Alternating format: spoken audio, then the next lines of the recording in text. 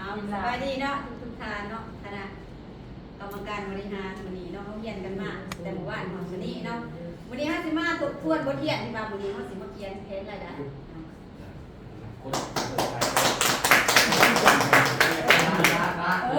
นี่เลยได้วันนี้เนาะเขาสิมาเขียนแผนเรื่องรายได้เนาะก่อนอื่นเราเขียนแผนเรื่องแผนรายได้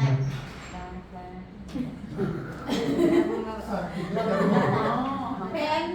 ผนรายได้ตัวนี้เป็นแผน A เด้อเขียนรู้มาแล้วนะเอาเตี้ยเด้เตี้ยอยู่ เนาะตามตัวอย่าง โอ้ยจะพัวอีกแล้วเนาะ เขียนแผนรายได้เนาะ พัวก็ชุดเตี้ยขนาดเลย เป็นแผน A เนาะ โอ้ยอันไหนในเรื่องนะ เนาะแม่ก่อนอื่นนี่เนาะเฮาต้องสมัครเป็นสมาชิกสมัครซื่อๆนี่แหละก่อนอื่นเนาะ เจ้าคนรวย สมัครยังบ่เป็นเจ้าเป็นข่อยสมัครเนาะสมัครซื่อๆนี่สมัครซื่อๆนี่สมัครฟรีนี่สมัครซื่อๆนี่ฟรีสมัครฟรีเด้อก่อนอื่นเนาะถ้าว่าเฮาอยากได้เป็นศูนย์ธุรกิจของเฮาเนาะที่ว่ามีคะแนนเฮาก็สามารถซื้อสิน้อยสิหลายก็แล้วแต่ว่าเฮาต้องซื้อเริ่มต้น50ชีวิตถึงเมื่อเนาะซื้อสะสมคะแนน เบิ่งน้ำเพิ่นเด้อ ย่างน้อยคะแนนย่างน้อย50 PV เด้อ50 เบิ่งน้ำแล้วก็ทดแต้มไว้น้ำเด้อ 50 PV เนาะแบบนี้เนาะวันนี้เนาะเขามีแผนธุรกิจของเราแหละ50 PV เนาะเอามาเบิ่งคุณประโยชน์ของพี่วิว่าเราสิได้สำใดเนาะมาเบิ่งคุณประโยชน์ของมันเนาะมาเบิ่งคุณประโยชน์ของธุรกิจของเราเนาะคุณประโยชน์คุณประโยชน์ทางธุรกิจบ่ถือบ่ยังก็บอกกันนำเลยเด้อ อาจารย์นี่เรียนบ่ เนาะคุณประโยชน์ทางธุรกิจของเฮาก็คือตัวนี้แบบนี้เฮาเป็นธุรกิจของเฮาแล้วเฮามี50ปีเนาะบัดนี้คุณประโยชน์ของเฮานี่เนาะมันสิมี2ข้อ ใส่นี่นะใส่อยู่บ่ ใส่เลย เอาลองเบิ่งเนาะ โอเคอธิบายไปนั่น ถ้าใส่ลงเสือโอ้ยเสียงสัดเจน ไปเดี๋ยวเข้าโอเค เนาะเขาสิมาเว้าเรื่องคุณประโยชน์ทางธุรกิจของเฮาเพราะว่าเนาะเจ้านี่เจ้าสมัครไปแล้วนี่ได้คะแนนมาแล้ว50ปีนี่เฮาสามารถเป็นศูนย์ธุรกิจของเฮาบัดนี้เฮาก็บ่เบิ่งคุณประโยชน์ของธุรกิจทางธุรกิจของเฮามันมี2ข้อเนาะข้อที่1นี่เฮาสิได้ค่าแนะนำเด้อข้อที่1เฮาสิได้ค่าแนะนำนี่ของเฮานี่สิได้หลายเด้อค่าแนะนำของเฮาสิได้100%หา150%ได้เด้อเฮาสิได้ค่าแนะนำอีกข้อ2เฮาสิได้ค่าบริหารข้อ2ได้ค่าบริหารอีก40% 40%ตัวนี้คือค่าบริหาร 40% ตัวนี้นี่แม่นค่าบริหาร ถึง80 เนาะบัดนี้เฮามาเบิ่งตำแหน่งที่ว่าเป็นโกลไดมอนด์นี่นะโกลไดมอนด์นี่มันสิยังไงเนาะมันมีค่าไดมอนด์แม่นเนาะเฮามาเบิ่งว่าเฮาสิเฮ็ดแนวใดเฮาสิขึ้นค่าไดมอนด์ได้เนาะตัวนี้เนาะเฮามาเบิ่งตำแหน่งว่าตำแหน่งมันสิมีจังไดเนาะค่าไดมอนด์นี่เนาะค่าไดมอนด์ของเฮานี่มันมีตำแหน่งเดียวเนาะแต่ว่าเฮาสิมี2วิธีในการสื่อเป็นคาร์ไดมอนด์นะมี2วิธี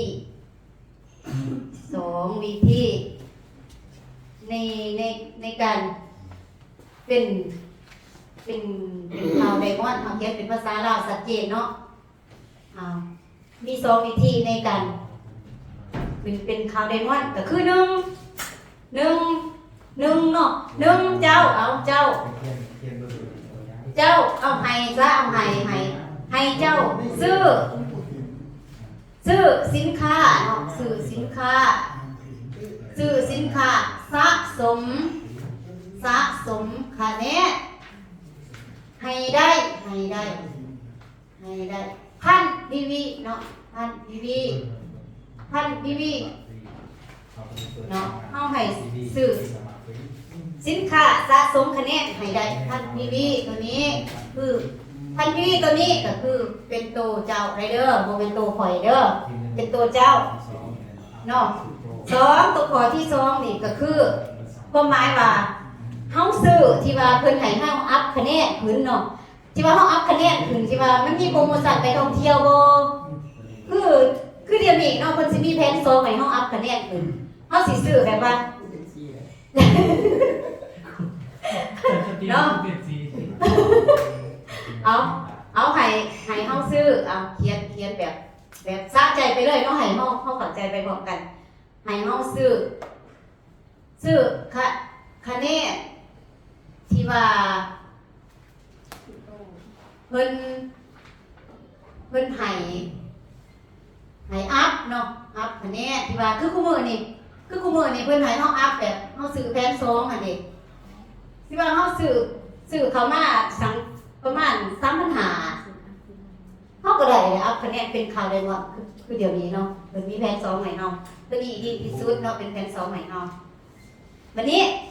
เนาะหลังจากนี้แล้วเนาะตัวนี้เฮาได้มาบ่ได้เนาะเฮาสิได้ไปว่า 100% ได้จากพันที่นี่จังได550%สิได้มาจากไหนเนาะอันนี้เฮามาเบิ่งทางองค์กรว่าเฮาสิได้จากนี่เย็ดสัตว์แนวใดเนาะเพราะว่าเพิ่นว่าเฮาได้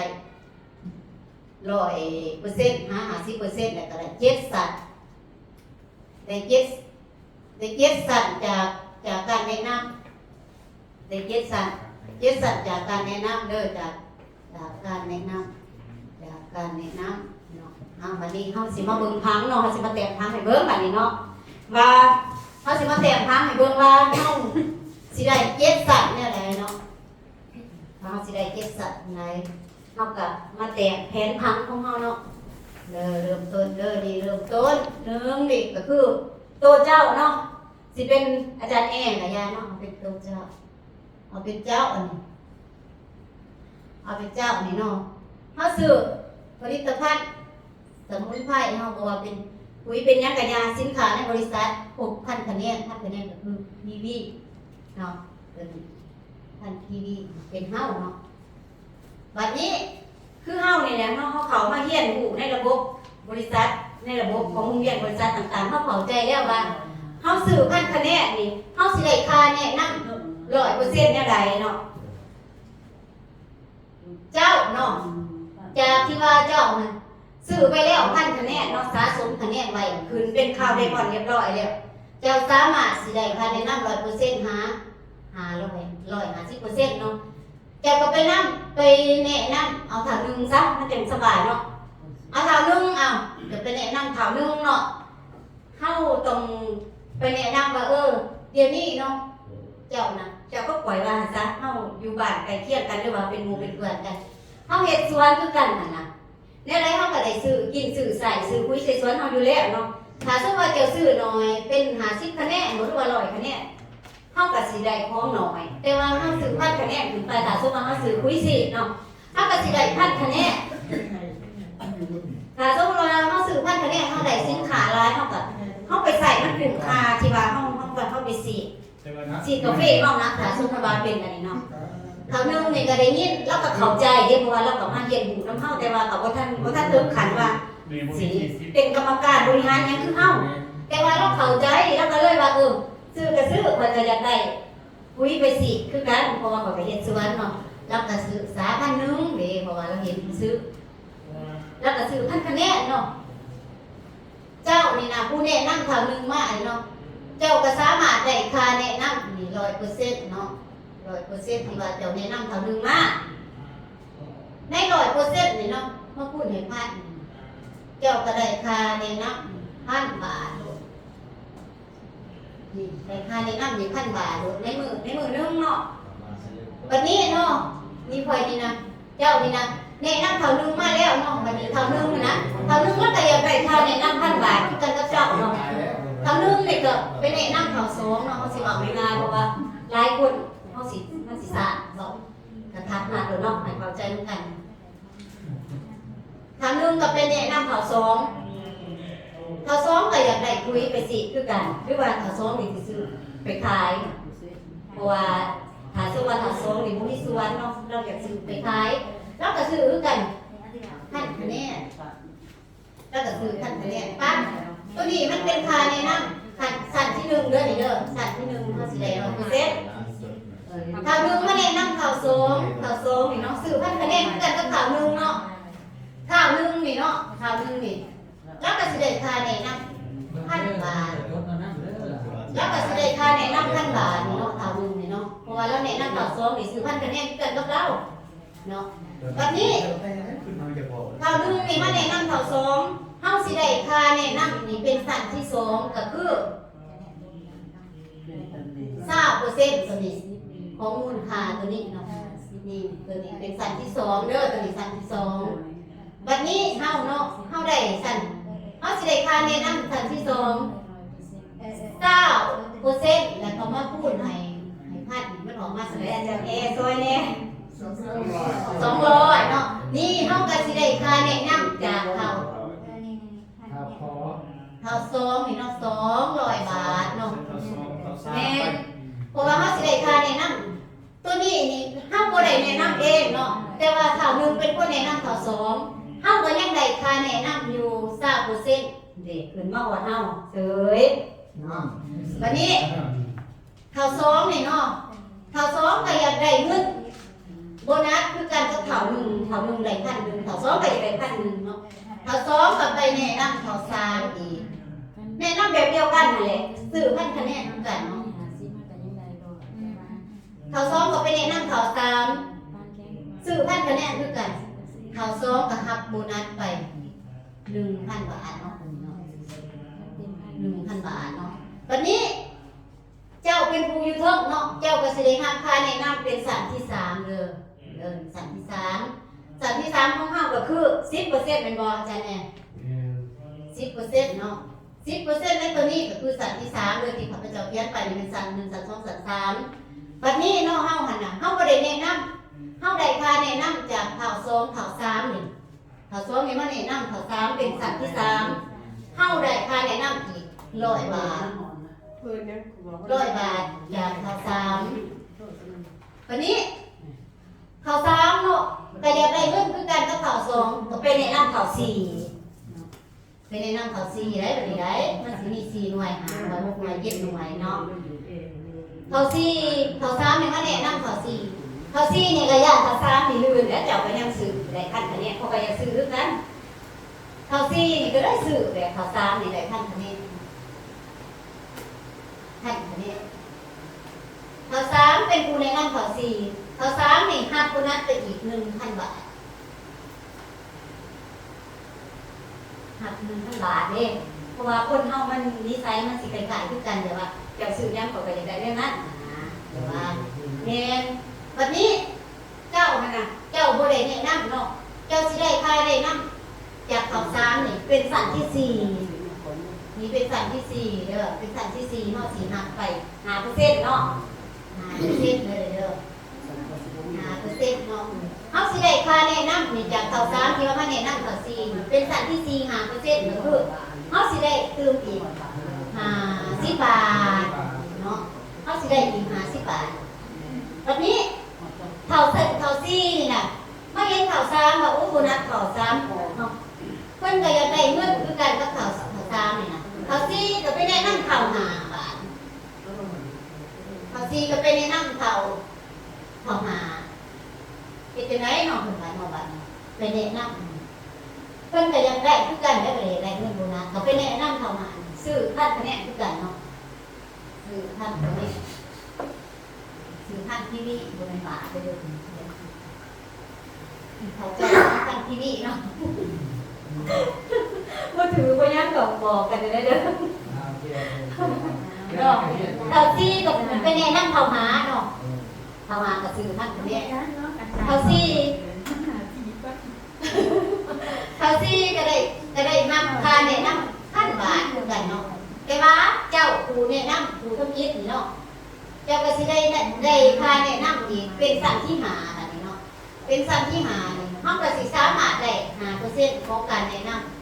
ำสันที่หาอาจารย์ จะสั่นที่หาแล้ว 1 2 3 4 5 นั่นสิหาอีกครับ นี่ก็เท่าหาเนาะ โอ้ยใส่ไม่ได้ ถึงแล้วเนาะเด้อวันนี้เข้ามาไปแนะนำเขาวกหน่อยเนาะเข้ามานี่ไปแนะนำเขาวกเนาะวันนี้เขาซีน่ะเพิ่นได้แล้วเงินนี่เนาะได้เงินโบนัสไปแล้วที่เพิ่นแนะนำเขาหามาซื้อนี่พันกันเนี่ยวันนี้เข้ามานี่เพิ่นก็ยังได้อีก1,000 บาทเด้ที่ว่าเป็นโบนัสออกมาเลยเพิ่นอยากมูเลยแล้วมูได้เบิดเลยเพิ่นก็ไปแนะนำเขาวกนี้มาซื้อคือกันกับหมู่อีกท่านคะแนนเนาะก็เลยว่าเพิ่นก็เลยได้โบนัสหักโบนัสไปอีก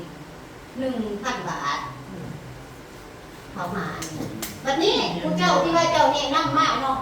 ตอนนี้เจ้าก็มาหักโบนัสอีกเป็นสัตว์ที่โมของเจ้ามา5%ก็ได้เพิ่มอีก50 บาทสัตว์ที่โวกแล้วน้องเป็นตาม4 โวกเนาะวันนี้ทำงานนี่ได้โบนัสออกมาได้แบบนี้เนาะเขาโวกก็จะได้คือกันกับทำงานจะได้โบนัสกันได้1,000 บาทเบิดตัวเองก็จะได้กันเขาโวกก็ได้ไปในน้ำขาวเจ็ดดีสุดอยู่ในนี้เจ็ดสัตว์ของเราเนาะเจ็ดสัตว์ของเรามาสุดอยู่ในนี้เขาโวกก็มาในน้ำขาวเจ็ดก็ซื้อคือกัน1,000คะแนนเนาะ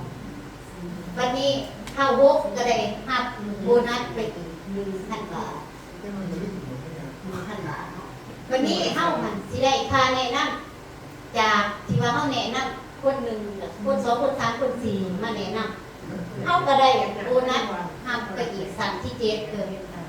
สัตว์ที่7 5%เนาะหักไปอีก50 บาท10 บาท7 สัตว์เอามารวมกันเนาะเริ่มต้นนี้จากการที่ว่าเจ้าแนะนำข่าว1มาเจ้าหักไป1,000เนาะแล้วก็เจ้าแนะนำข่าว2หักไป200แนะนำข่าว3เจ้าหักไป101แนะนำข่าว4หักไป50ข่าวมาข่าว6 50รวมกันหมดทั้งหมดทั้งมวลนี่ที่ว่าจากเจ้าแนะนำผู้เดียวแล้วก็ผู้2ผู้3แนะนำเจ้าสามารถมีโบนัสออกมา1,500 บาท1,500 บาทเนาะนี่สิว่าเฮาสิแนะนำสิเป็นหมวดนึงเป็นมื้อนึงหรือว่าเป็น2-3 มื้อเป็นอาทิตย์นึงเป็นเดือนนึงก็แล้วแต่อย่างการแนะนำของเฮาน่ะเนาะตัวนี้ก็สิได้ไปต่างๆกันเพราะว่าแม่น100ถึง150%หมายความว่านี่100%แล้วที่เฮาหักไปตัวนี้20ตัวนี้10ตัวนี้5เฮามารวมกันเป็น150ตัวนี้ที่ว่าเฮาได้100%หา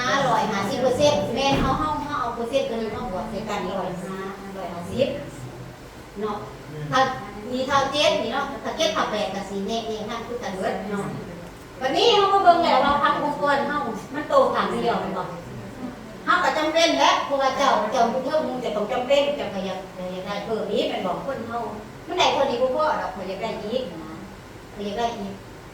เจ้าอยากได้อีกก็จำเป็นมากนะอีกขาหนึ่งเพราะว่าศูนย์ธุรกิจพวกเรามันสิมีสายมีครัวถ้าสมมติว่าเขามีแต่ขาเดียวมันสิเป็นบางโตเขากินเงินได้แต่เดียวคือตัวนี้น้องมีคะแนนส่วนโตเขาสิสามารถได้เงินแต่เท่านี้1,500 บาทนี้ยกในการเก็บสัตว์ที่ว่าได้กินเนาะวันนี้เข้ามาให้เจ้ามาหาอีกเบื้องซ้ายเนาะเบื้องขวาเขาได้แล้วมีคะแนนรอแล้วอยู่เบื้องนี้เนาะเขาก็มาหาอีกมาแนะนำเขาเองเนาะมาแนะนำเขาเองซื้ออีกท่านเนี่ยเนาะท่านเนี่ยเนาะเจ้าสามารถได้ค่าแนะนำเองแบบนี้เดี๋ยวได้1,000 บาทเจ้าสามารถได้1,000 บาทวันนี้1,000 บาทเรื่องนี้เนาะมันเป็นฟังความอ่อนเนาะเขาสามารถมาพูด80%ที่ว่าพูดให้ฟังโต๊ะจับผู้ที่ฟังโต๊ะเนาะเพราะว่าธุรกิจของเขามันกินได้หลายค่า ถ้ากับมาพูดให้ตัวนี้เอาความอ่อนมาพูดให้80%ท่านหนึงพูดให้80%เท่าไหร่เท่าไหร่800เนาะมันก็ได้800 บาทเพิ่มอีกจากการจับคู่800 บาทแสดงว่าเรื่องนี้เท่าใดอีก1,800เนาะอาจารย์เองเนาะ1,800ในรอบหนึงเนาะสมมุติว่าในรอบหนึงสิเป็นเดือนหนึงก็ยา1,800กับ1,500 3,300ที่3,300 บาทเนาะ3,300 บาทในเดือนหนึงค่ะสมมุติว่าเนาะตัวนี้เฮาเฮ็ดเป็นอาชีพเสริมในเดือนหนึงค่ะสมมุติว่าเฮาเฮ็ดอาชีพเฮาเป็นอาชีพสวนเนาะเฮาเฮ็ดเป็นอาชีพหลักแต่ว่าเฮามาเฮ็ดธุรกิจตัวนี้เป็นอาชีพเสริมในเดือนหนึงเฮาได้เงิน 3,300 บาทกลุ่มบอกจากการที่ว่าเฮาซื้อผลิตภัณฑ์ไปใส่สวนกาแฟเฮากลุ่มเนาะแม่นเพราะฉะนั้นเฮาเอาธุรกิจตัวนี้เฮาเป็นอาชีพเสริมแล้วก็ปกติเฮาซื้อกาแฟซื้อคุยใส่สวนกาแฟอย่างเฮาสิบ่ได้ค่าแรงงานแล้วก็สิบ่ได้เงินโบนัสแบบนี้แต่ว่าธุรกิจตัวนี้สามารถเฮ็ดเป็นอาชีพเสริมให้เฮาได้หรือว่าผู้ใดที่ว่าอยากเฮ็ดเป็นอาชีพหลัก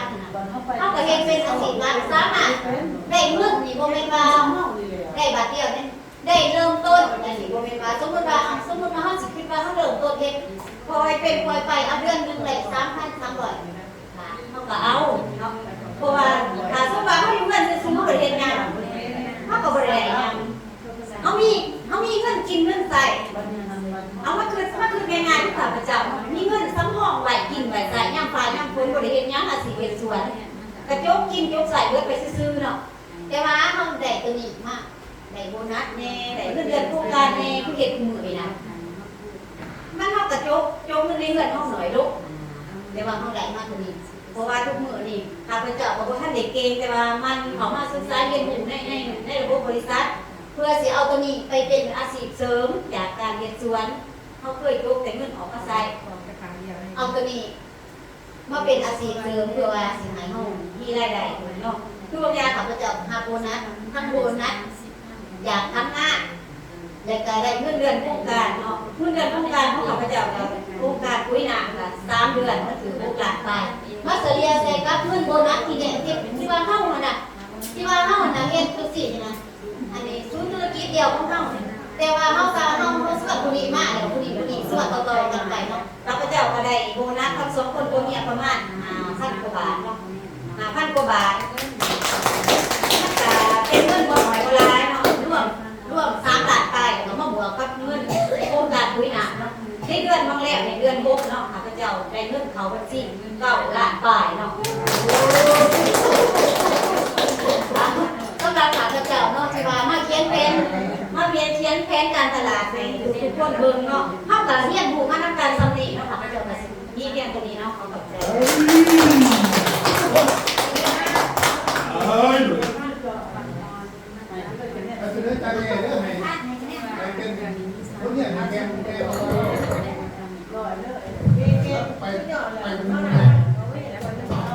คือว่า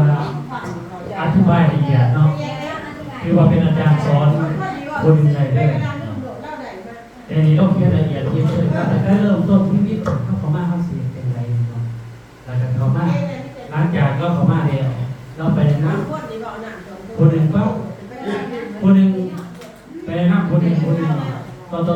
กันไปเป็นอะไรเกี่ยวกับเราอธิบายเลยด้วยนะเราพยายามอยากให้อธิบายแบบนี้เลยต่อไม้ที่ว่าเอาอย่างกันอะไรอธิบายเพราะฉะนั้นเป็นยังไงกับประโยชน์จังว่าเขียนเอาน้ำเด้อเพราะว่าเขาจะได้ใส่เรื่อยๆตัวนี้เขาจะได้ใส่เรื่อยบทเนี่ยที่เขาเรียกว่าในเบิร์ดในบริษัทนี่ก็เพื่อให้เขาเป็นแบบยังไงเอาหมู่แพนกันทำอะไรแพนกันตลาดแพนกันสามองค์กรใน4 อย่างนี่ถึงว่าก่อน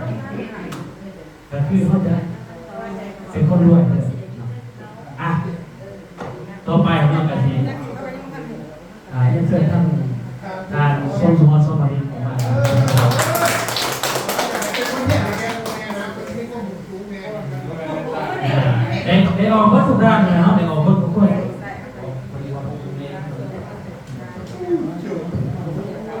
อะไรมันชิบะริชีเด้อเดินดีกว่าเอาอย่างหยอ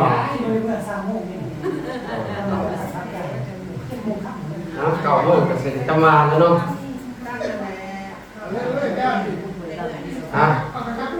เอาไปขัดเนาะเพราะว่า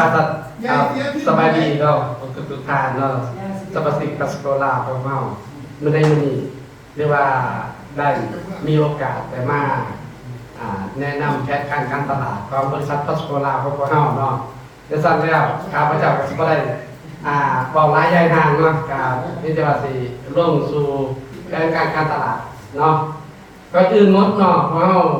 จะเฮ็ดธุรกิจร่วมกับบริษัทปัสโกลาของพวกเฮาเนาะจังซั่นแล้วพวกเฮาต้องได้มาเรียนรู้ระดับการตลาดเนาะเป็นต้นราวแผนการตลาดของบริษัทปัสโกลาของพวกเฮาเพิ่นเฮ็ดแนวใดและเพิ่นนำพาแนวใดเพิ่นเก่งด้วยเนาะจังซั่นแล้วก่อนอื่นหมดนี่เฮาจะเข้าสู่การแนะนำเนาะหรือเฮาลง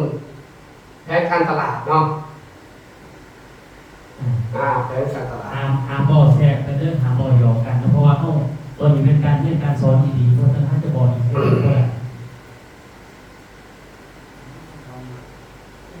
เนาะแผนการตลาดเนาะ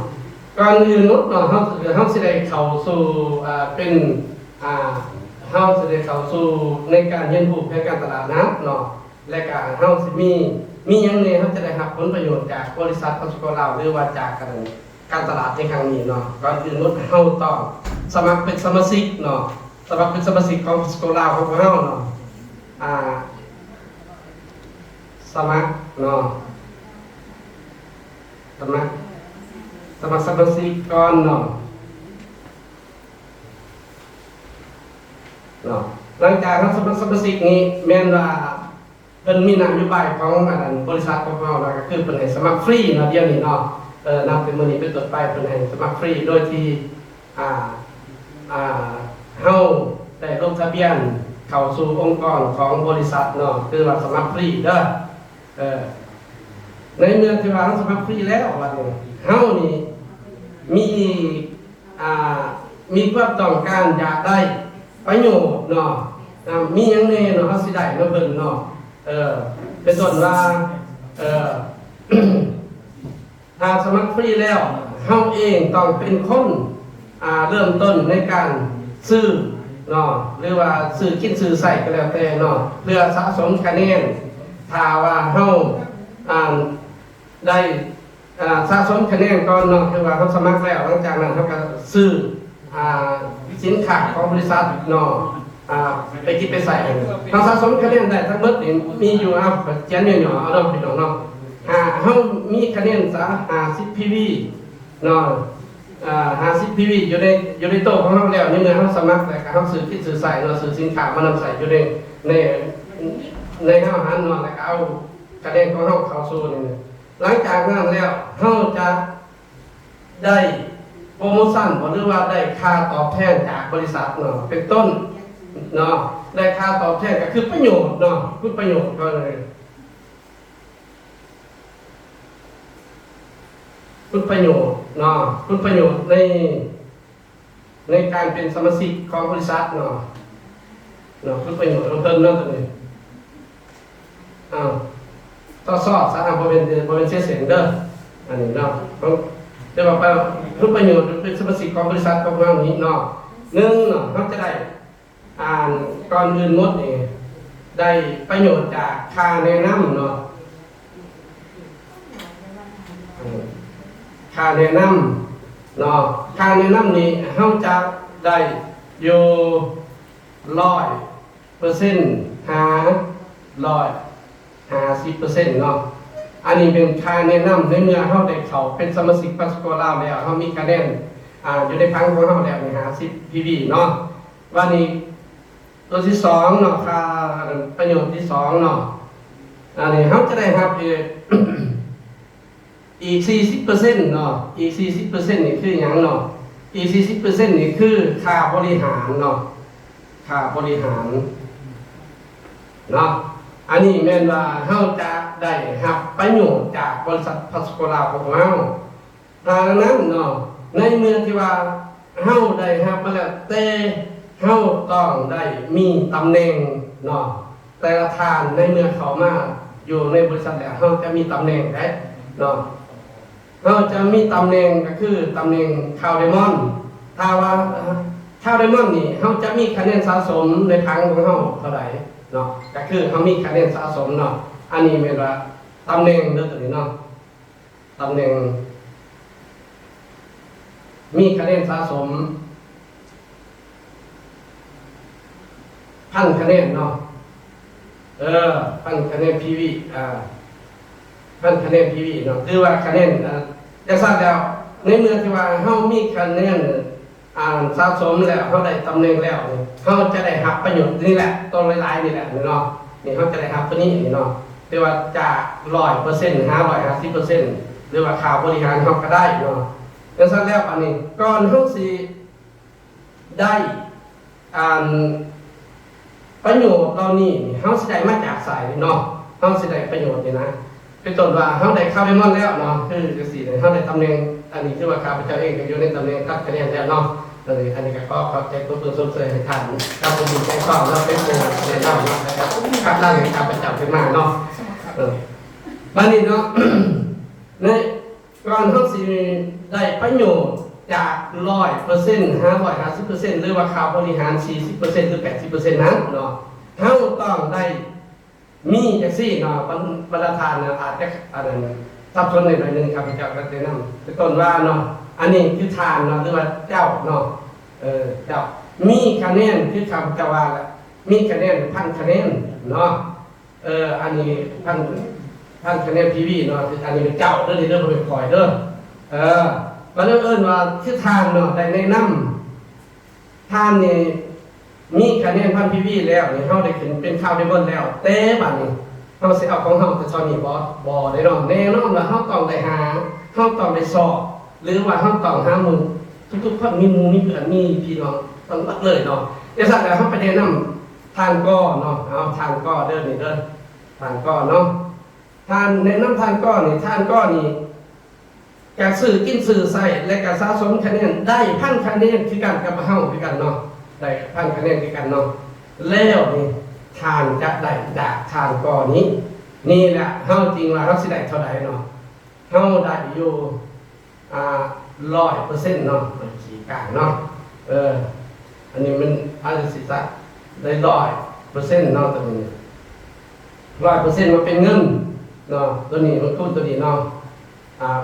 ตัวนี้บวกตัวนี้คูณตัวนี้มันเป็นเงิน1,000 บาทคูณเท่าไหร่1,000 บาทเนาะเนาะหลังจากตัวนี้มาเลยถ้าก้อนนี้พัดว่าเอาเฮ็ดจะได้แต่เจ้าเนี่ยคือว่าได้1,000 บาทคอยจะได้คือเจ้าได้บัดถ้าคอยจะได้คือเจ้าจะได้เจ้าหันตองในนั่งเขาตื้มให้เจ้าเฮ็ดคือคอยจะไม่ให้ว่าสั่นเฮ็ดคือเจ้าเฮ็ดอะไรว่าสั่นกับเป็นต้นว่าเจ้าในนั่งตื้มนี่แต่ปันในนั่งเท้าขอเนาะเท่าขออีกมาเห็นการสนใจทุกๆคนต้องสนใจเบิดเนาะในเมื่อสนใจอะไรกันสั่นน่ะเท่าขอต้องซื้อให้มีคะแนนที่โตอีก1,000 คะแนนขึ้นมาเป็นข่าวเป็นความคือกันเนาะจังสั่นแล้วบานี้หลังจากตัวนึงเนี่ยผู้นี้ก็ได้คะแนนน้ำผู้นี้ก็ได้1,000 บาทคือกันเนาะเพิ่นก็ได้1,000 บาทแต่เฮาจะบ่ได้1,000 บาทได้เพราะว่าเฮาจะได้แต่20%เนาะอันนี้20%เนาะในเมื่อเฮาได้20%แล้วนี่เฮามาบวก200เนาะคือว่าเฮาได้เงิน200 บาทอยู่นี้โอเคเนาะบัดนี้หันเท้าคอนี่ได้แล้วเท้าคอก็จะได้ตื่มเท้าก็ได้แล้วเท้าคอก็จะได้เท้าคอก็แนะนำต่อเนาะแนะนำให้มันได้7 ทางเนาะ7 คนสักแค่นั้นแล้วโลดนี่1 2 3 4 5 6 7เนาะแนะนำมานี่ตัวนี้ก็ได้คือกันเนาะเท้าคอเท้าข้อเท้างอเท้าจ้อเท้าซอเท้าซ้อโอเคเนาะให้มันละเอียดแต่ว่าเท้าข้อนี่ ได้พันคือกันเนาะอันนี้ก็เป็นได้คือกันทั้งหมดเดี๋ยวพวกนี้เป็นได้เท่ากันเบิดเลยเนาะเพราะมีค่าแนะนำคือเพิ่นเนาะคือกันเบิดเลยตัวนี้เนาะเอาสีซักคือสีบนยุ่งยากก็ได้แล้วเนาะถ้าบ่เข้าใจตัวใดก็ถามก็ได้เนาะแบบสุดท้ายเนาะเท่าข้อกันแนะนำเฮามาได้ 10% เนาะพี่น้องเนาะอันนี้เฮาได้ 10% อันนี้เป็นเจ้าเด้อตัวนี้เด้อบ่เป็นข่อยเด้อเนาะเจ้านี่10%นี่จะได้100 บาทเนาะจะได้ก็บ้านนี้หันแนะนำมาต่อมาอีกนี่เนาะก็คือกันนั่นแหละตัวนี้แต่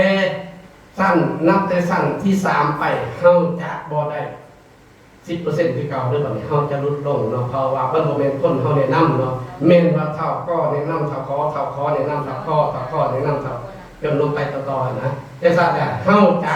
บ่ได้นำเขาเต็มอัตราเนาะเฮาได้แต่เพียง 5% เนาะเพิ่นผู้แนะนำไปสารกยานี่เฮาจะได้เพียงแต่ 5% นี่อันนี้เฮาอยู่ซื่อๆละตัวนี้เฮาบ่ได้สนใจนำเพิ่นละนี่ก็ได้ 5%นี่เฮาก็ได้แต่ 5% เนาะอันนี้นี่แม่นว่าเฮาอยู่ซื่อๆสุดท้ายเฮาได้1 2 3อัน10 20อันนี้พอดีรวมทั้งหมดนี่เฮาจะมีรายได้ของเฮาทั้งหมดนี่ 1,500 บาทเนาะ 1,500 บาทรวมทั้งหมดในเฮ็ดสั่นนอกจากเฮาผู้เดียวที่ว่าเจ้าเป็นคนแนะนำมาเนาะอันนี้คือว่าพังได้นี่พังแข็งเนาะแต่ว่าพังแข็งมีแต่พังเดียวเฮาจะได้ซำนี้เนาะแต่บังเอิญว่าเฮาอยากได้หลายกว่านี้เนาะอยากได้หลายกว่านี้จะสั่งให้เฮาจะไปหาอีกหลังจากที่ว่าถ้าผีแข็งแล้วบัดนี้เฮาสิสอบอีกบัดนี้พังซ้ายแฟนเฮาเนาะในพังซ้ายเฮาก็แนะนำอีกเนาะอันนี้เท่า A เนาะเป็นตัวอังกฤษเท่า A การได้เฮ็ดที่กันกับประเด็นเท่าก็เนาะกับเพิ่นก็ได้1,000 คะแนนเนาะเพิ่นก็ได้1,000 คะแนนต่อหลังจากที่เราได้1,000 คะแนนนี่อันนี้เอาแต่คนเดียวซะเฮาบ่ทันได้เอาหลายคนแรกก็บ่เฮาบ่ได้ว่าให้เพิ่นแนะนำนะครับเพิ่นแนะนำก็แม่นเฮาก็ได้คือกันกับอยู่ทางหัวเฮาเนาะแต่ว่าเฮาบ่ได้แนะนำมีแต่เฮาแนะนำผู้เดียวเพิ่นเสียแต่ไรเฮาก็ได้ด้วยนะบังเอิญว่าเฮาเอาแต่เพียงนี้ผู้เดียวนี่ซะนี่1,000 คะแนนแต่ก็นี่1,000 คะแนนมาคูณเนาะเป็นว่าพังโต๊ะเอาเนาะถือว่าพังอ่อนกับพังแข็งพังอ่อนมันก็กิน80% เนาะ 80% แต่ตัวนี้เฮายังได้อยู่ 100% คือเก่าตัวนี้เนี่ยเพราะว่าตัวนี้คะแนนเท่ากันเนาะอันนี้ได้ 1,000 บาทเนาะ 1,000 บาทแต่ว่า 80% นี่เฮามาคูณกับประเด็น 1,000% นี่เฮาจะได้อยู่800 บาทเนาะ100 บาทมาบวกกันเป็น 1,800 บาทเป็นอีกเลยไหม 1,800 บาทเนาะถ้าว่า2เดือนบัดนี้แต่ละเดือนเขาก็เอาอีกได้ว่ามึงต้องเฮ็ดทุกมื้อมันบ่มีโอกาสคนเฮาบ่มีผู้ใดดอกว่าสิเสียสละไปตลอดเพราะว่าเฮาเศร้าสวรรค์เนาะจะสั่งให้เฮาว่าเอาเดือนนึงซะเดือนนึงเฮาได้อยู่ทั้ง2เดือนถามมันเกิดได้เฮาได้อยู่ 3,300 บาทเนาะ 1,500แล้วว่าเก้าเป็น 3,300 บาทนี่คือที่ว่าเฮาอยู่เพื่อนนั่งเฉยๆเนาะอันนี้เป็นแผนอันนี้ MLM เนาะอันนี้แผน MLM เด้อตัวนี้นี่แม่นว่าองค์กรไต่องค์กรของเฮาเฮ็ดเวียกแต่องค์กรของเฮาเป็นผู้ใหญ่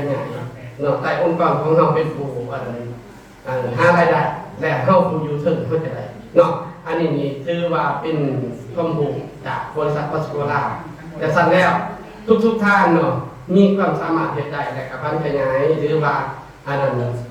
สร้างรายรับรายได้ของเจ้าของได้ดังทางบริษัทเฮาแนะนำมาเนาะถ่ายสุดท้ายก็ขอขอบใจครับ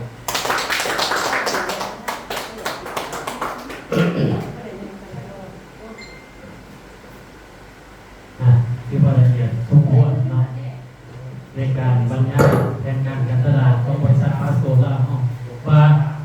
การที่เพิ่นบอกว่าข้าบอกที่เพิ่นบอกว่า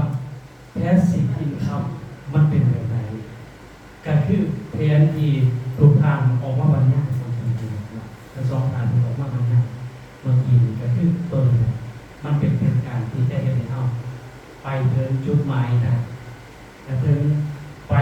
หมาย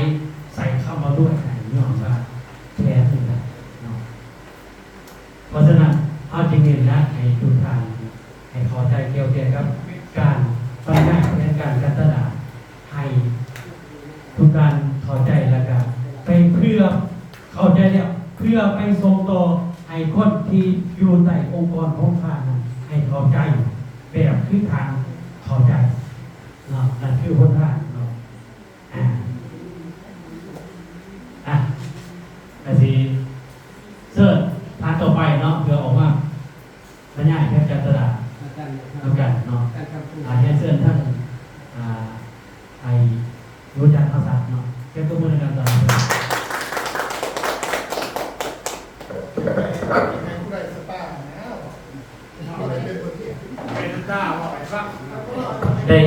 ได้ออกเบิ้ลพุทธานเนาะ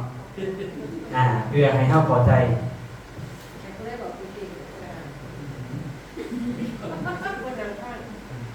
เป็นคนตั้งที่ดี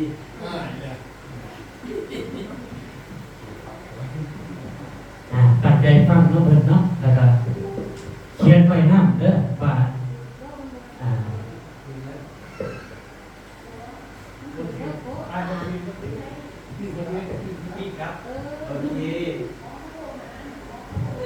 เสียงอยู่ใช้เสียง ฮัลโหลนะสบายดีเนาะทุกท่านวันนี้เราจะมาบอกเรื่องแผนรายได้ฮะโอเคเนาะ โอเคโอเคเล เอย อวันนี้เรามาเฮียนกันอาทิตย์ที่2เนาะเนาะเป็นมือสุดท้ายของอาทิตย์ที่2กับพ่อเข้าใจเพราะว่านี่แต่เท่าที่เรียนเมื่อวานนี้ครับเป็นเรียนเกิดว่าเรียนบริหารเนาะวิชาการเนาะวัฒนธรรมบริหารวิชาการมันหลายตำแหน่งแฮะบริษัทเนาะคณะกรรมการอะไรวิชาการอะไรผู้บริหารทำมาเป็นแผนรายได้เนาะแผนรายได้เนี่ยมีหลายแผนเนาะอันนี้เราสิมาร่วมกันมาอธิบายแต่ว่าแผน MLM เนาะว่ามันจะมีรายได้กันจังไหนเนาะเอามาเบิ่งอันนี้คือแผนรายได้โอ้เดี๋ยวคืออะไรเนาะเรื่องแผนรายได้นี่เอาแน่นอนเขาต้องสมัครเนาะเริ่มต้นเขาต้องสมัครสมัครให้เป็นสมาชิกเนาะแนวสมัครสมัครเป็นสมาชิกก่อน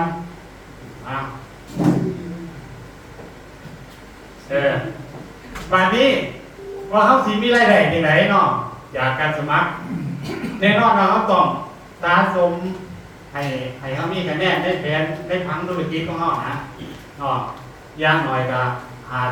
50คะแนนเนาะหรือว่า PV เนาะวันนี้อันที่2เนาะว่า50 PV นะว่ามันสิมีรายได้เสมอกันบ่แม่นเด้อเพราะว่าใน50 PV 5,000 PV นี่นะเนาะต้องได้เป็นอย่างก็ว่าค่าเร่งมันก่อนเขาจังสิมีรายได้อยากฟังเนาะว่า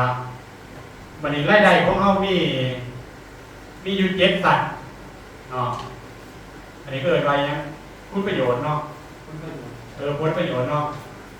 ผลประโยชน์ผลประโยชน์ที่เขาจะได้อยากทั้งของ MLM เนาะเขาสิได้จังไดเนาะวันนี้เอาการต้องยกศูนย์ธุรกิจให้นะเราเรียกว่าชื่อเขาได้พังขึ้นมาเป็นคาวไรมอนเนาะคาวไรมอนเห็นไหม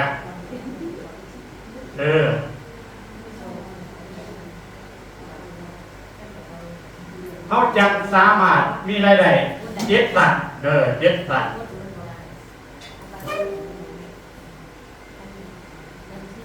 ก็ว่าเขามาเบิ่งกันว่าเขาสีมีรายได้เพียงไร7 สัตว์ เอามาเบิ่งพังกันเนาะเดี๋ยวบอกแบบนี่เนาะ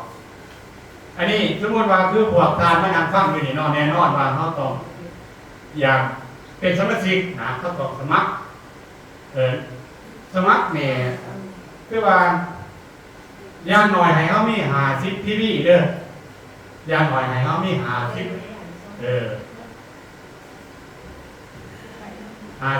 ทีวีขึ้นเมื่อ5,000เนาะเขาจังมีรายได้เพิ่ม7 สัตว์เนาะทางเขาบ่ได้เขาต้องได้ตำแหน่งเป็นข้าวเด้อพี่น้องเด้อตำแหน่งเป็นข้าวน้อยได้1,000 คะแนนหรือว่าช่วงที่ว่าเพิ่นซื้อโป้เนาะซื้อโป้เอาก็ได้เนาะเพราะว่าการยกระดับของตำแหน่งข้าวมี2 วิธีนะวิธีที่1ก็คือซื้อสินค้าเข้าไปพบเต็ม1,000 คะแนนเนาะวิธีที่2ก็คือแบบว่าช่วงโปรโมชั่นของเพิ่นมี50 ทีวีหรือว่าบ่มีทีวีเลยแต่ว่าเพิ่นช่วงมีโปรเพิ่นก็ยกข่าวเฮาน่ะเฮาก็มีความสามารถได้อยากฟัง FM ได้เนาะนี่สมมุติว่าคือนี่เจ้าเนาะมานั่งฟังแบบเจ้าก็สมัครเจ้าก็เข้าใจแล้วเจ้าก็ไปแนะนำเขาก็เนาะสมมุติว่าเขาก็ได้รับซื้อสินค้าเขาศูนย์ธุรกิจเรานะว่าให้เรามีคะแนนเท่าไหร่1,000หรือว่าก็อีกตามเนาะผู้มีเงินหลายก็ซื้อหลายว่าจังซั่นแล้วเฮานี่ก็มีรายได้จากเรานี่อยากเฮานี่แนะนำเราอยากเจ้าแนะนำเราแนะนำตะก้อนสมมุติว่าเราซื้อเต็ม1,000 คะแนนเจ้าก็ได้รับโบนัส1,000 คะแนนด้วยกันเนาะโบนัส1,000 บาท1,000 บาทคะแนนก็คือเงินเนาะวันนี้แน่นอนว่าตะก้อยแล้วก็มีเสียวเราว่าก็เป็นหาเสียวเราไปเจอตะคอนี่ครับแล้วก็ซื้อเต็ม1,000 คะแนนของเราด้วยกันเอาระหว่างมันมีเงินกูกับนี่ตะคอหมอก้อนี่ก็ได้ครับโบนัสท่านที่จากการเล่าแนะนำตะคอแล้วก็ได้1,000 บาทด้วยกันสมมติว่าตะคอซื้อ1,000 คะแนนนี่นะเอาวันนี้หมอขอกับบอหน่อยหนาด้วยกันเพราะว่าผู้ไปวิเชียวเว้ยปักซองเอาแล้วก็ไปแน่เนาะหมอขอบังเอิญหมอขอไปซื้อเข้าไปเต็มตัวนี้โมเมนต์ว่า1,000 เสมอเลยเนาะบังเอิญมาแล้วเจอว่าเรามีเงินหลายก็ซื้อ30 ตันจะไปได้ตามหันเลยไอ้โมเมนต์ว่า1,000เลยไอ้เนาะอีกตามนอกก็โชคดีมากหมอขอก็ได้โบนัสทันทีขึ้นกันเอา1,000 บาทขึ้นกันเนาะเพราะว่าแต่ละทานนั่นก็ขึ้นกันฮอด7 สัตว์เนาะเข้าใจเนาะฮอด7 สัตว์วันนี้เฮามาเบิ่งเฮาก็มาเข้าพังเขายังเป็นเนาะระดับมานี่เขาเพิ่งพังยังอยู่เป็นวันนี้มาเบิ่งพังกว่ามันมี7,000 คะแนนได้มาลอกไว้จ้ะให้รอดมี 7,000 คะแนนเท่ากับไปแหวนไปเจอระบาวบอกที่ว่าใช้อยู่ปากซองหรือว่าอยู่เก็ตโคตรเกษียไปเจอ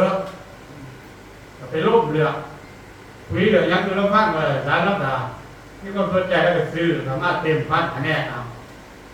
นี่วันนี้เฮ้าเนี่ยเจ้าเนี่ยนะเจ้านี่ก็ได้จากการเจ้าแน่นำเลยครับทันที1,000 บาทด้วยกันฉะนั้นเขามาเบิ่งนอตัวนี้7 สัตว์วันนี้วันนี้เขามาได้จากค่าแนะนำ1,000 บาทแล้วเนาะวันนี้มันจะมีค่าจับกูมีค่าจับกู80% ของบางอ่อนที่ประเด็นของบางอ่อนนี้เนาะเราสิได้จัก1,000 คะแนนสามารถพูดเอาโลดเขาก็ไม่ได้เพิ่มอีก ตัวเอก800จะร่วมกันจะเป็น1,800 บาทในหลอดอยู่เลยอันนี้เขาเรียกว่าเย็ดสั่นไม่ยังเป็นเราว่าภาษาอังกฤษแม็กซิสแม็กซิสแม็กซิสแม็กซิสภาษาลาวมันก็จักคู บอได้จากการแนะนำเย็ดสั่นเนี่ยนะโบแม่ว่าเจ้าดิสิมาแนะนำตอนนี้เองเจ้าถ้าโบเป็นสั่นได้เรื่องเนี่ยนะอันนี้แม่ว่าเจ้าแนะนำผู้เดียวคือว่าเจ้าได้สั่นเดียวเรื่องราวใน6 คนนี่แม่เจ้าแนะนำผู้เดียวมันโบแ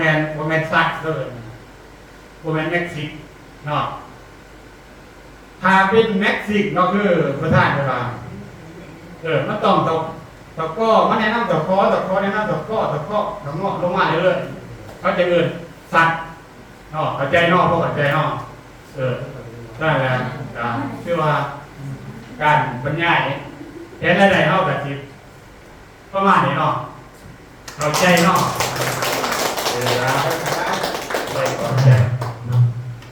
การบรรยายแต่ขอให้เฮาบรรยายในแบบของเฮาบ่ได้เป็นคนอื่นในแบบของเฮาแต่ว่าไปเดียวไม่ได้เอาทางเดียวกันทุกท่านเห็นผ่านมาที่ว่าถือแล้วใน3ใน4ทางที่ว่าออกมาที่ว่าเฮ็ดถือแล้วพอเป้าหมายก็คือให้คนฟังกันเข้าใจแล้วก็เป้าหมายของเฮาก็คือเฮาเขียนถูกต้องคือว่าโอเคเลยเพื่อให้ท่านก็ไปได้ขอเชิญท่านต่อไปเลยท่านไอ้ที่หลังกินกันแย่ผมว่าเดี๋ยวเราทุกคนคือได้บ่ผิดถ้าบ่ผิดเท่ากับถ้าบ่ผิดก็ให้เฮาว่าเฮาเฮ็ดบ่เป็นเฮาบ่ผิดก็ให้เฮาฮู้ว่าเฮาเฮ็ดบ่เป็นเข้าใจขอเชิญเลยเชิญเลยเอาด้านเจ้ามันได้ต้มไปเลยบ่มีถือบ่มีผิดเด้อให้เฮาเข้าใจว่าวิธีการที่เราจะนำเสนอมันเป็นแบบใดหลักการถ้าจะปลูกว่าแผนการตลาดแบบใดเพราะฉะนั้นเดี๋ยวให้เอามาตัวเดียวเอาทุกคนเลย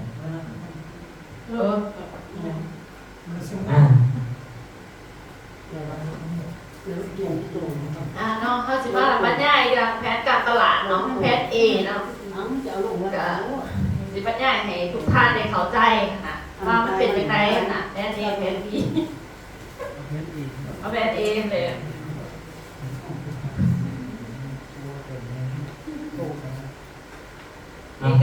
นี่คือแผนรายได้แผนรายได้ของเขาแผนการตลาด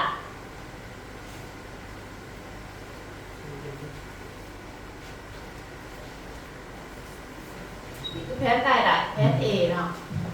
ก็เริ่มต้นถ้าก็ต้องสมัครก่อนกันเริ่มต้นสมัครก่อนก็ให้ได้มีหา CPV ถ้าจะสิเฮ็ดธุรกิจได้แต่ถ้าเฮาบ่มีหา CPV เฮาก็เฮ็ดธุรกิจบ่ได้อันนี้คือสมัคร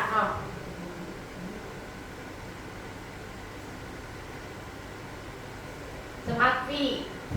หา CPV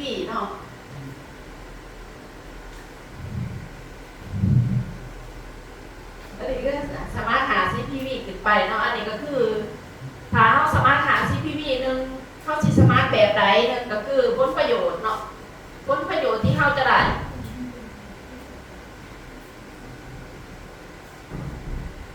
อันนี้คือผลประโยชน์บัดนี้หลังจากนั้นข้อที่2นึงเขาสิซื้อสินค้ามาจากไสเขาสิซื้อสินค้าจากเริ่มต้นที่เขาสามารถนึงเขาสามารถนี่เขาจะซื้อสินค้า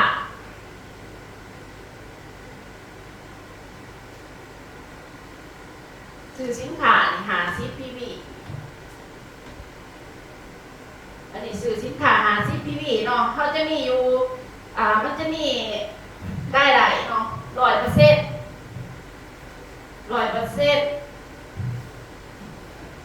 หา150%150%เลยดีกว่าหลังจากนั้น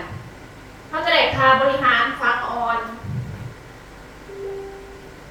ค่าบริหารฟังออนเนาะ40%ค่า80%อันนี้คือการที่เขาสามารถเข้ามาถ้าเขาบ่มี50 PV เนาะเขาก็สิบ่ได้ถ้าสิบ่ได้ค่าฟังออนหรือบ่ได้ค่าฟังออนตกฟังออน40% 80%แต่ว่าถ้าเขาสามารถเข้ามาซื่อๆ300,000หาคืออันนั้นคือสามารถเข้าสมาคมเนาะเขาก็สิมีรางวัลอยู่แต่ว่าเขาจะบ่มีคะแนนแต่ว่าถ้าเขาสามารถมีคะแนนเนาะเขาจะสามารถลบเงินได้จะได้ 40% เนาะแล้วก็ถ้าเขาสิเอาตำแหน่งข้าวเนาะตำแหน่งข้าวนี่ก็คือเขามี2ตัวอย่างเนาะ1คือสื่อสินค้าสะสม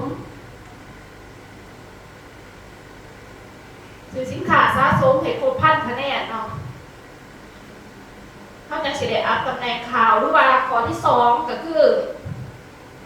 สื่อโปรเนาะสื่อโปรเขาจะได้ถึง10บ่มีคะแนนเป็น0 คะแนนกับยาเนาะแต่ว่าเขาก็ได้อัพตำแหน่งถ้าเกิดอัพตำแหน่งข้าว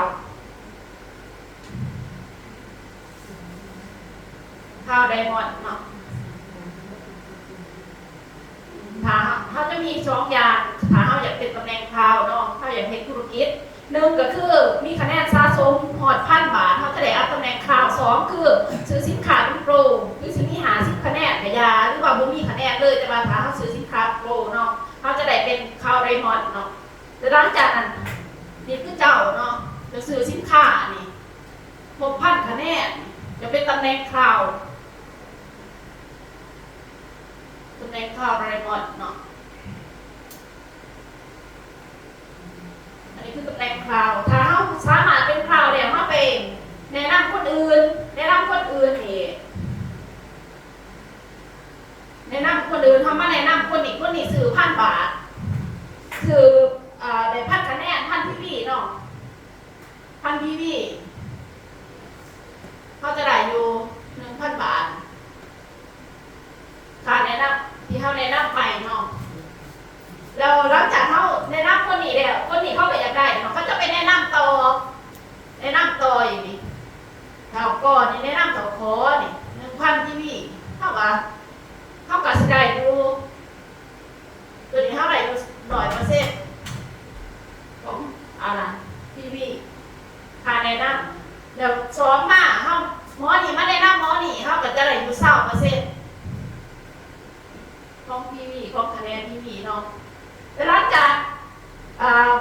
หมอก่อแนะนำหมอขอไปแนะนำหมอก่อหมอนี่แนะนำหมอนี่ก็จะได้อยู่ 1,000 บาทเขาก็สิได้อยู่ 200 บาทแล้วหมอนี่ค่ะไปแนะนำต่อนี่แนะนำต่ออีก 1,000 PV หมอนี่ก็จะได้อีก 1,000 บาทเนาะเขาก็สิได้นับอีก 100 บาทตัวนี้เขาจะได้อีกตัวนี้เขาจะได้อยู่ 10% เขาได้ 100 บาทแต่หลังจากผู้นี้ก็อยากได้เนาะหมอนี่ก็อยากได้คือหมอนี่เนาะก็เป็นแนะนำต่อนี่เป็นชั้นที่4มาดีผู้นี้แนะนำอีก 1,000 คะแนนผู้นี้ก็ได้อีกนี่ 1,000 บาทค่าแนะนำของผู้นี้แนะนำผู้นี้เนาะได้ 1,000 บาทหลังจากนั้นก็หมอนี่ก็ผู้นี้ก็ได้5 บาทหมอนี่เป็นแนะนำหมอนี่5ก็ได้อีก 5% 5ก็ได้อีก 50 บาทหลังจากนั้นหมอนี่ไปแนะนำต่ออีกเนาะการที่5ก็ได้อีก 5% เอาได้ 5% ผู้นี้ก็อยากได้ผู้นี้ก็แนะนำหมอนี่มาอันนี้คือการแนะนำต่อเนาะก็จะได้อีก 1,000 บาทแล้วผู้นี้หมอนี่การที่6นี่ไปแนะนำต่ออีก 1,000 บาทผู้นี้ก็จะได้ผู้นี้มาแนะนำหมอนี่ต่อเขาก็จะได้อีกหมอนี่ก็จะได้อีก 1,000 บาทเขาก็จะได้อีก 5%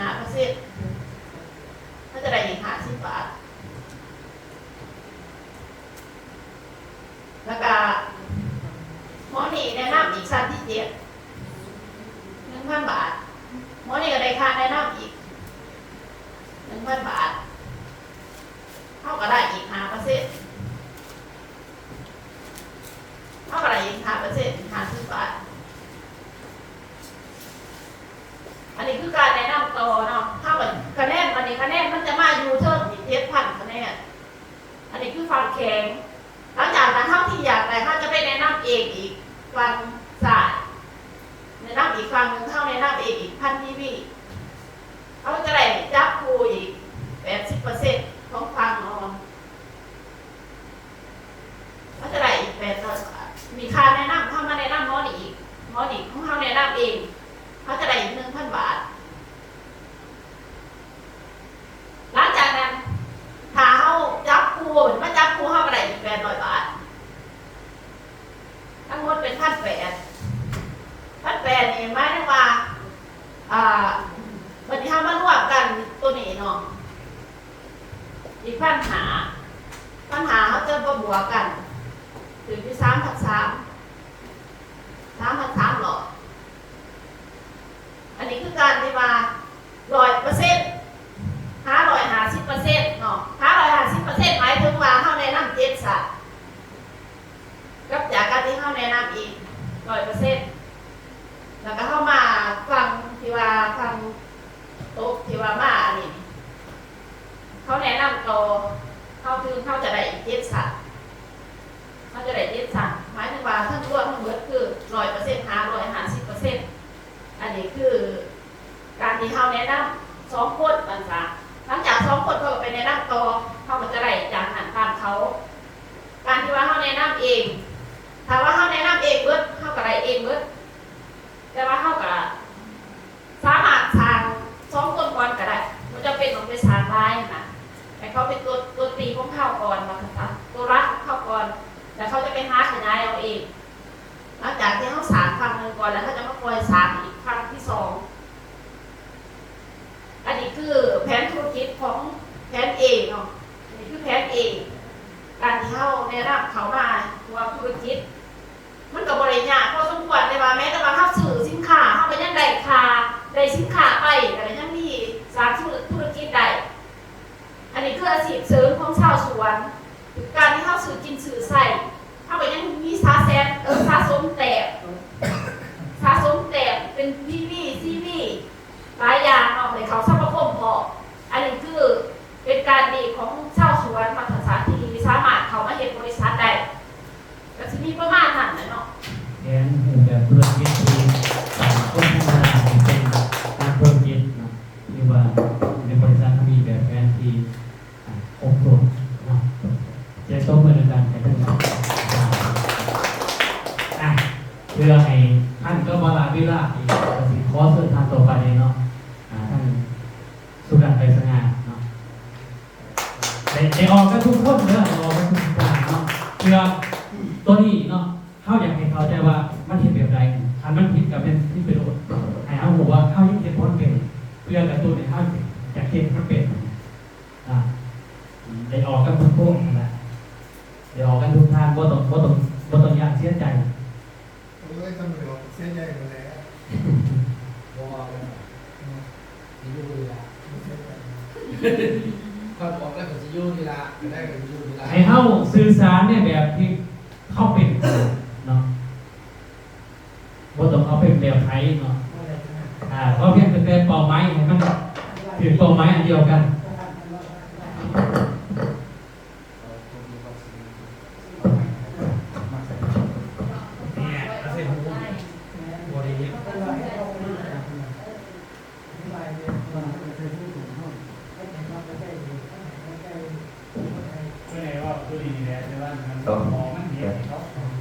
เอาคนอื่นก็สบายดีเนาะทุกท่านเมื่อนี้เราจะมาทดลองบทเรียนเนาะเกี่ยวกับปี2อาทิตย์เราเรียนมาแต่ว่าตอนแรกพอถึงพอต่อเขาก็มาสมทบกันเนาะ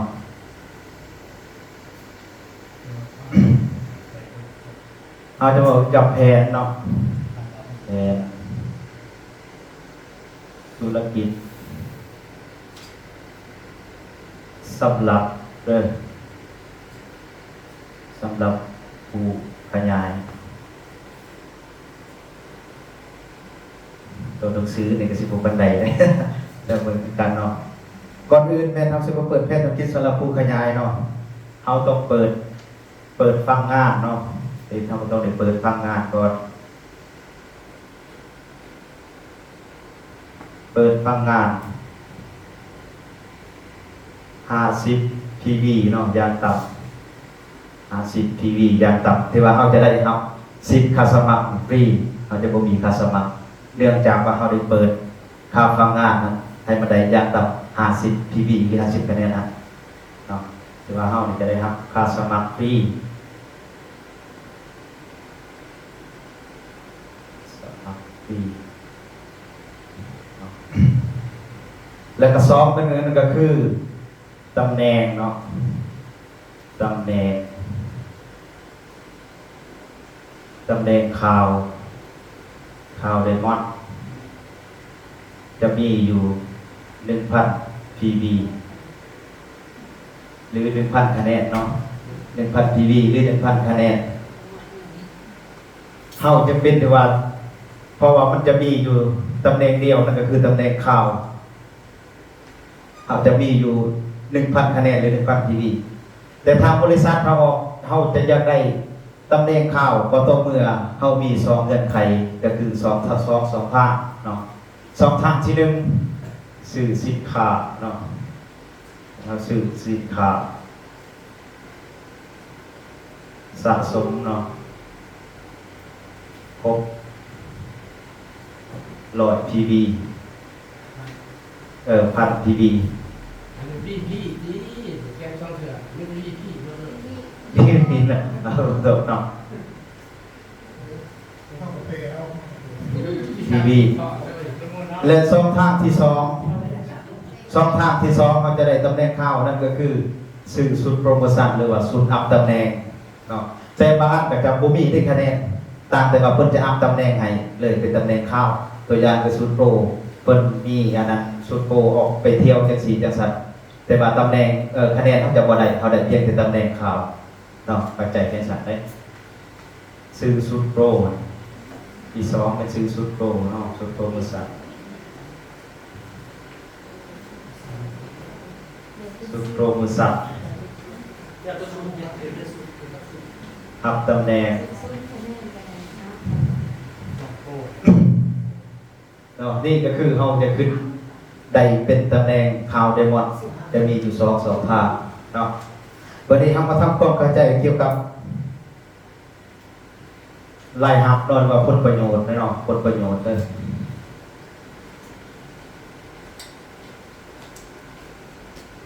ผลประโยชน์นี่1เขาจะได้รับผลประโยชน์ค่าขยาย7สัตว์เนาะ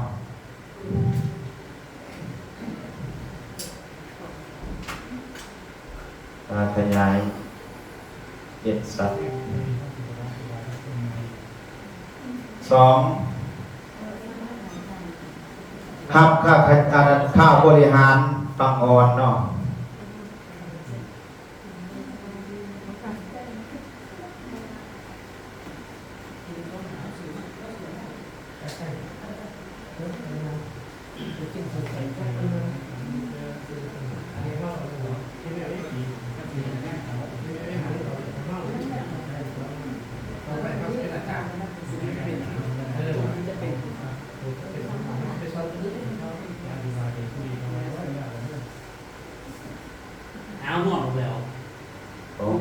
นี่เนาะเขาจะได้ทำผลประโยชน์1นี่ค่าขยาย7สัตว์ 100% 550% ของ PV 2หับค่าขยายเบื้องฟังอ่อนเนาะ 80% เมื่อเฮาสิได้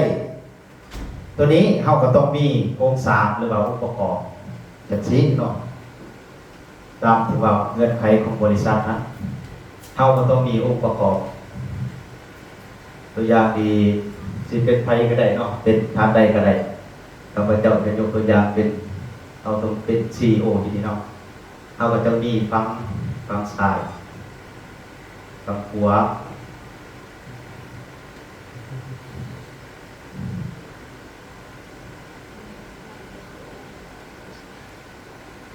6 7 ตัวเมื่อเฮาสิได้7สัตว์เนาะเฮาต้องมีฟังแบบนี้ฟังซ้ายฟังขวาแล้วก็ได้ฟังมีคะแนนบ่แม่นว่าเฮาสมัครได้ซุมนี้แล้วเฮาบ่มีฟังเฮาสิมาได้7สัตว์เฮาสิได้นำไปกันเราบ่มีฟังเฮาบ่มีคนพวกนี้ผู้นี้ที่มาเฮาผู้นี้นำมาและผู้นี้ต้องได้นำต่อ1 2 3แต่1 5 7นี่ถ้าเฮาบ่มีพวกนี้เฮาบ่ได้ได้ที่7สัตว์แล้วบางคนสิเข้าใจว่าได้โซ่7สัตว์ถ้าเฮาบ่มีฟังงานบ่ได้เฮาก็บ่ได้เฮาก็ต้องมีผู้แนะนำมาต่อเนาะแต่1 5 7นี่แต่ว่าเฮาผู้เฮาเป็นคนผู้แนะนำทั้งนี้เฮาจะได้รับ100% เนาะเอาแนะนำทั้งนี้ท่านจะได้100%แต่ว่าผู้สองถัดจากเฮาเนี่ยเฮาจะได้อีก20%ผู้3นี่10%เนาะผู้4ผู้5ผู้6เนี่ยจะเป็นแบบผู้ละ5%นี่คือเขาจะได้ครับคำว่าเฮาแนะนำเองไม่อีกเฮาก็จะได้100%นี่คือเก่าโอ้ยจะเป็นถ้าว่า7กันเฮาบ่มี7เฮาก็บ่ได้ส่ง7สัตว์ปรมสัตว์ของ7สัตว์เฮาจะบ่ได้บ่มีอะไรครับแล้วเฮาบ่มีฟังเฮาบ่มีสายครัวแล้วเขาฮับค่าบริหารฟังออนเนี่ยนั่นก็คือระหว่างว่าซองฟังนี่มีคะแนนเฮามีสมาชิกเฮามีคะแนนเบิดพอดีก็มีคะแนนว่าเป็นพันเป็นหมื่นเท่าไรก็แล้วแต่ก็ต้องมีคะแนนแต่ว่าเฮามาเบิ่งว่าเบิ่งได้น้อยเบิ่งได้หลายเนาะตัวอย่างมื้อนี้20,000เนาะมื้อนี้10,000แสดงว่ามื้อนี้อ่อนเอาก็เอา 10,000 มาคูณให้ 80% เอาจะได้เท่าไหร่ 8,000 ถามจะซ้ำทำจะได้เขาจึงได้รับค่าขยาย7สัตว์100%หา 150%ที่ว่าตามเงินไปของบริษัทเพิ่นสิตั้งไว้เนาะแต่ว่าข้าพเจ้าอธิบายเบิดสันนี้เนาะตัวใดมีบ่เข้าใจก็ถามตึกขอเข้าใจมีอย่างสิถามตื่นมาก่อนเป็นอธิบายละเอียดเลยที่อันไหนนะครับที่ว่าเขาอยากให้เอามาบอกแต่คือให้เขาอธิบายในแบบของเขาเป็นอยู่ได้นี่แหละคือเราออกมาครับจริงๆเราเก่งอธิบายด้วยเราบริเทียนละเอียดแต่ว่าเราอธิบายละเอียดเรามีวิธีการของเราที่จะสื่อสารให้เขาเข้าใจได้ทุกคนก็เป็นแบบนี้กันในแบบของเขาอธิบายในแบบของเขาแต่ว่าเป้าหมายทิศทางมันเป็นอันเดียวกันแต่คือว่าถือต้องที่ว่าเก่งเนี่ยยังตัวปืนพอดีเนี่ยเป็นร้ายต่อไปเนาะที่เส้นนั่นเราไปทำพวกนี้เป็นพ่อ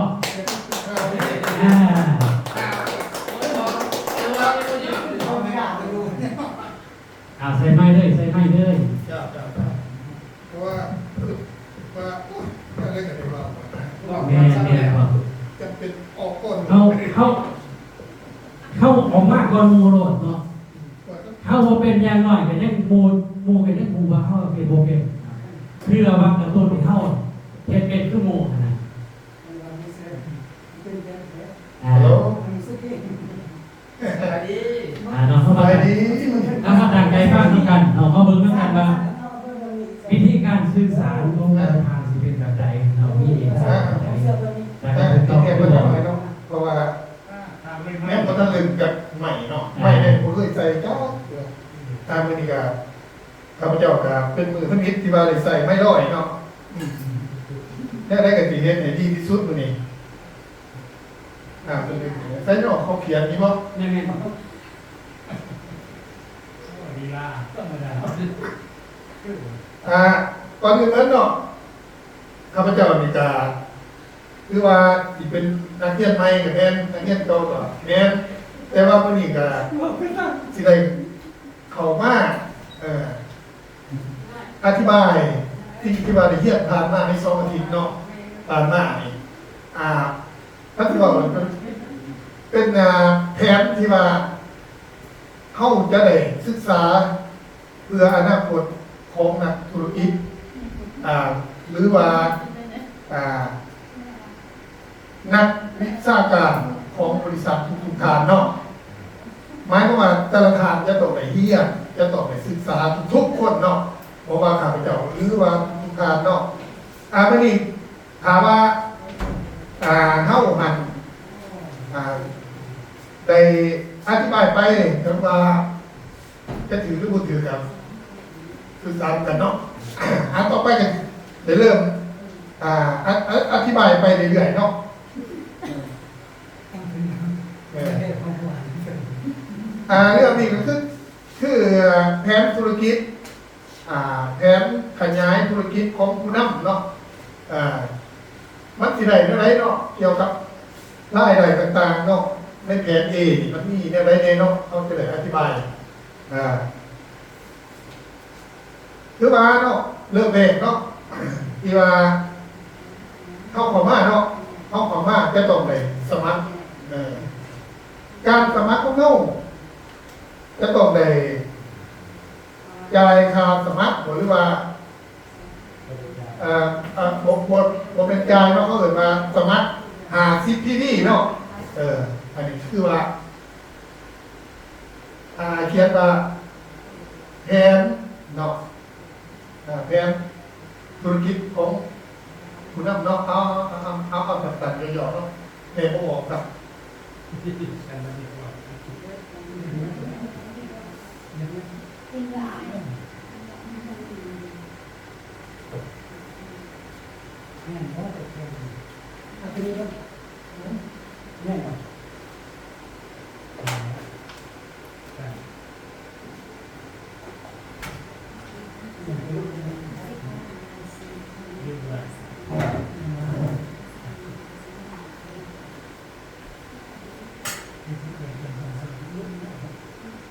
แผนธุรกิจสำหรับคุณน้ำเนาะเพื่อขยายธุรกิจมาถึงตัดตะเนาะอันนี้เนาะได้ครับบอกเขาแจ้งเป็นอยู่แล้วเนาะอันนี้เนาะเริ่มแรกนี่เป็นว่าก่อนที่เขาสิได้เข้ามาเป็นนักธุรกิจอยู่ในแผน A นี่เขาก็จะต้องไปสมัคร50 PV ก่อนเนาะอย่างน้อย50 PV อย่างน้อย50 PV ก่อนค่าสมัครสมัครที่ผมมีการสมัครสมัครแต่ว่าต้องลงมาแล้วตรงนี้สมัครฟรีสมัครฟรี50 PV วันนี้เนาะเข้าได้สมัครเข้าไปแล้วเนาะหรือว่าสมัครฟรีกับอะไรเนาะ50 PV แล้ววันนี้เพื่อเปิดตำแหน่งเนาะเปิดตำแหน่งนี่เข้าจะต้องได้สมัครที่เป็นสมัครให้มันเป็นคะแนนสะสมที่ว่าใหญ่เนาะเพื่อว่ารับคะแนนจากการที่เข้าได้ทำงานผ่านมาเนาะมันจะได้แรงขึ้นไปเนาะเข้าจะเอาการสมัครของเข้านี่เพื่อการจัดมันไหวเนาะคือว่าเข้าต่อสมัครให้ได้เป็นข่าวในหมดเนาะ